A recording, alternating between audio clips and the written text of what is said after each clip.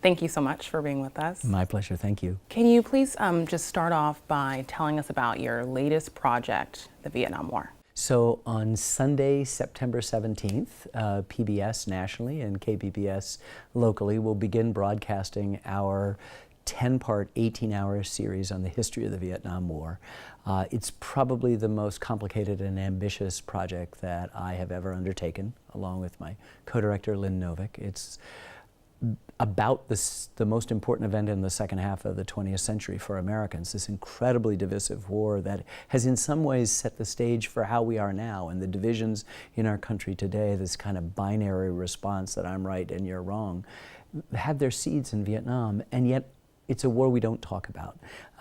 It's a war we lost, and so there's a great deal of pride involved here, but there's also a great deal of pain and sorrow, and people haven't opened up.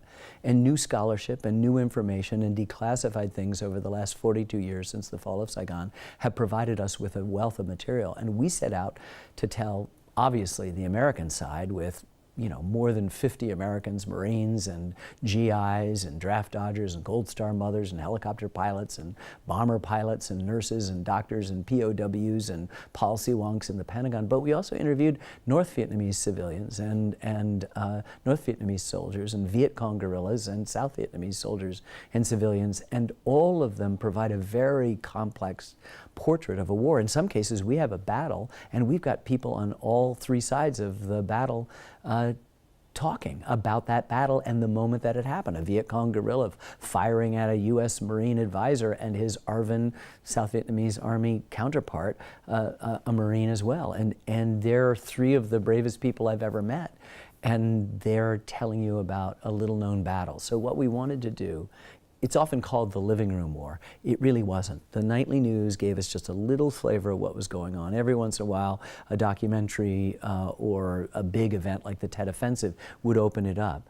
But we didn't, we think we knew that war, and we don't. And what our film is an attempt is to make it real, and this time really bring it into your living room. And this is years in the making. We've been working on this for more than 10 years. We were finishing up, Lynn and I were also co-directed a film called The War, about the Second World War, and we were finishing up, and we realized, we've got a trilogy here: the Civil War, the most important event in American history; World War II, the most important event, cataclysm in world history; and then the Vietnam War, which is in the last 50, 60 years the most important event in American history, and so revealing of how we are now. And we thought that maybe if Vietnam was the seeds of a virus that we caught, that maybe by telling a complete story it might permit us to relax, to begin to heal, to have kind of courageous conversations that would allow reconciliation between us to take place. And maybe we could elevate, as we try all the time in PBS, elevate our conversation to a civil discourse and not the kind of, cable television noise and hash and where you always have to make the other person wrong. We set a table. We permitted in this film diverse number of truths to coexist and still be truths, because for that person who was opposed to the war, that was going to leave for Canada or was just saying, look, this is not right, that was a truth for them. But so was the person who, from the moment they were in high school knew, I'm going into the Marines, I'm going to fight against communism, and where we're fighting it is in Vietnam, and maybe they change their minds in the course of the war, maybe they don't. All of those are coexisting along with our enemy and our allies and the folks back home who are suffering losses or are confused about it. And it's as epic a story as we've ever tried to tell. And did you find people were reluctant to talk about it or relieved? There's a combination of that.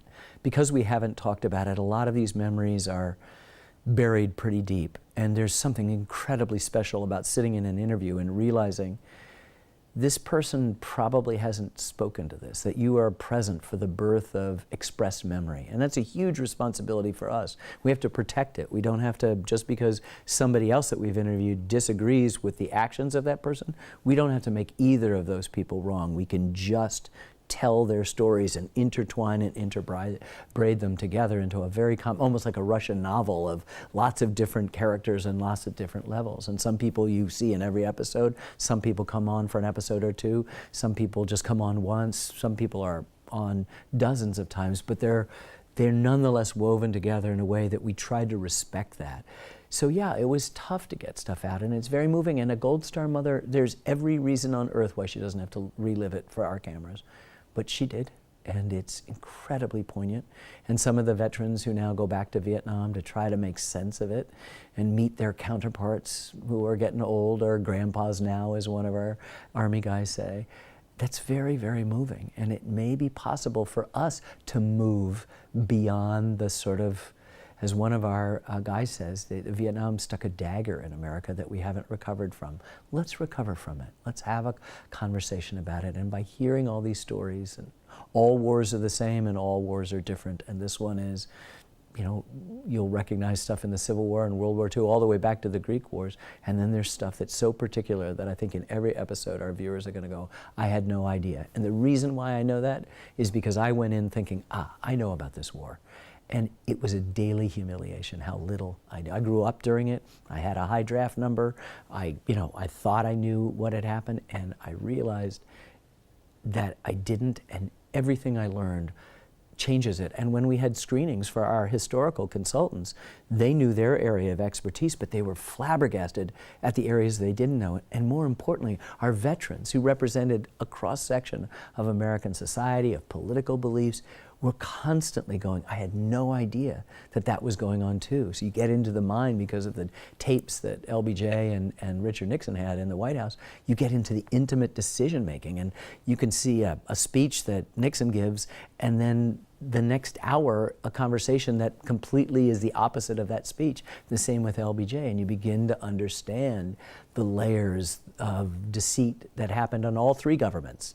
This is the story of three countries. Us, North Vietnam and South Vietnam. Then there wasn't a South Vietnam, so it ends up being about two countries at the end, and that population is largely in Southern California in the United States, the people who lost a country. But none of the governments told the people what was going on. None of the governments were making decisions that might necessarily have been best for the people who were actually doing the fighting and the dying, and that's an interesting revelation. In something as well documented as the Vietnam War, there have been movies and several books. How do you take an event like that and tell it in a fresh way? Well, I think you aggregate all of the strengths of those things. I mean, a lot of the Hollywood movies are fiction, so you have to just say, well, that's a fictionalized version. There was a great series on public broadcasting in the early 80s, but that was at 30,000 feet. How could it not be? They didn't have access to Vietnam. We did. We traveled the country, interviewed lots of people, got access to archives, and that permitted us to have a fresh view of what happened, and then the scholarship has really opened it up. So most people, I think, except for a few scholars, will say, I had no idea this happened. And that'll happen 1,000 times watching it, because it still does to me. I go, wow, we're so lucky we discovered that, we unearthed that, and then we fact-checked for more than a year and a half. I mean, in public broadcasting, facts still matter. And so, you know, even though we'd locked the film, meaning the editing was done, we unlocked every episode when we found out that it was not late Thursday night, it was actually early Friday morning. It was just after midnight when something happened, so that's no longer Thursday, that's Friday. Or it was 4 regiments, not 3 regiments, or it was 3 regiments, not 4. We wanted to get that right, but it's just the avalanche of information that the guy we thought was the leader of our enemy, North Vietnam, Ho Chi Minh, was in fact in 1959 engaged with unbelievable power struggles with other people whose names I guarantee 99.99% of our audience have never heard of before. And wouldn't it be important to know who we were actually fighting, who the head of the country was? And if our president didn't know at the time, isn't that important to understand your enemy, to know what they are capable of, what their strategies are? It's a fascinating, fascinating story. And to see the bravery, I mean, I'm one of the journalists gets mad at the idea that World War II is the greatest generation. The combat that he observed in Vietnam, he said, the American soldiers were as brave as anybody in World War II. And that's another important thing. The biggest lesson of Vietnam that we've learned, and we've forgotten a lot of the lessons, the biggest lesson that we've learned and we will never forget, is that we are no longer going to blame our warriors. We're going to celebrate them, and that's what this film does. And on the other side of that, that period was also very well known for its major anti-war protests. How do those protests compared to demonstrations we're seeing today? Well, it's very interesting that, when we started this film 10 years ago, if I told you that this film was about a White House obsessed with leaks, that it was about big document drops of classified government information, that it was about mass demonstrations taking place across the country, that it was about asymmetrical warfare, you say, boy, you've abandoned American history, you're talking about the present moment. But these are the stories of Vietnam, and those protests, you begin to see that sometimes bravery doesn't always take place on the battlefield. The choices people made in the United States and elsewhere about the war. We've met brave people in all three of those countries that their bravery didn't necessarily take place on the battlefield. They're making decisions and choices that affected them and for the rest of their lives and their families and their communities. This is a hugely important story to get our head around and not just be reactive, to finally get to a place where we could have the courageous conversations we absolutely have to have. You have been, in the past, critical of now President Donald Trump and some of his ideas. Now that we're well into his presidency, past the first 100 days, how do you feel about the job he's doing? Well, I gave one speech a year ago in which for the very first time in my professional life I spoke out politically, and I warned about certain tendencies that I felt in the then candidate and presumptive nominee of the Republican Party, and that was it. I've gone back, particularly in this film, to calling balls and strikes in the historical realm, and so I'm not so much interested in commenting on the current political things, but I do want to say that I think that the remedies to any kind of dissatisfaction in the current political situation can be helped out by a solid knowledge of history, and particularly the divisions that we experience today. My belief is that they had their birth during the Vietnam War. By understanding that war, we might be better armed, red state, blue state, Republican, Democrat, patriot, whatever it is, to know how to deal with the incredibly real challenges that we face today. And that's the role of public broadcasting, is to be umpires and not put our thumb on the scale and be advocates of some political agenda or some propaganda. I've never been interested in that, and I was speaking as a private citizen when I made a few minutes remarks in a much longer commencement address that I gave at Stanford University a year ago. So I'm not in the politics business, I'm in the history business, and there you have to be completely fair. And what do you hope people get after watching this series, The Vietnam War? We work really hard, not thinking, aha, this is speaking to Afghanistan or Iraq, or this is speaking to the Trump presidency or the Obama presidency. Our job is to spend 10 years trying to tell a good story, and we think we've done that. When it's over, it's no longer my film, it's your film, and you'll have your reactions, and I'll be so surprised that you felt this way about that scene. I hadn't seen that before, or maybe, yes, many of our consultants or the people that we brought in to screen it felt that way as well. The important thing is you want people to feel. You want them to have not that conventional wisdom squash the life out of them. Oh, Vietnam, I know what that was about. Or the wrong sort of superficial knowledge about something. You want to go, I just want you to say, I had no idea.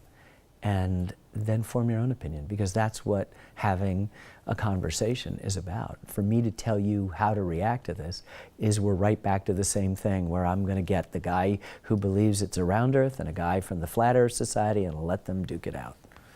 And that's not what we want to do. We want to have a place where people's views are respected, and we've done that here, and I think it adds dimension to the story of the Vietnam, to understand what was going on in North Vietnam on the battlefield and on the home front, and the same with South Vietnam on the battlefield and on the home front. And we've done that certainly here. That's our major job, but we've also helped you understand the war by showing these other perspectives. And so I hope it's just a shaking of the head and go, wow, that's a good story. Ken Burns, thank you so much for your time. Thank you.